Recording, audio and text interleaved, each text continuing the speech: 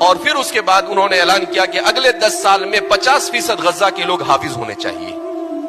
پھر اس کے بعد اعلان کیا 2012 میں ان لوگوں نے کہ اگلے 10 سال میں غزہ میں ہر آدمی قرآن کا حافظ ہونا چاہیے. تو اس وقت غزہ کی صورتحال یہ ہے کہ 23 لاکھ لوگوں میں سے تقریباً 22 لاکھ لوگ قرآن کے حافظ ہیں. کتنے لوگ قرآن کے حافظ ہیں؟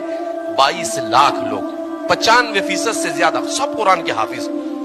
اسی لیے وہ اتنے ایسے حالات ہیں کہ ان کے گھر توڑ دیے گئے ہیں، وہ بھوک اور پیاس سے مر رہے ہیں، مگر اس کے باوجود ایمان پر ایسی استقامت کے ساتھ کھڑے ہیں کہ انسان حیران ہو جاتا ہے. یورپ میں ہزاروں لوگ ان کی اس استقامت کو دیکھ کر اسلام میں داخل ہو رہے ہیں. وہ کیا کہتے ہیں؟ اے اللہ میری اولاد فدا ہے، میری جان فدا ہے، اے اللہ میرا سب کچھ قربان ہے، بس تو راضی ہو جا.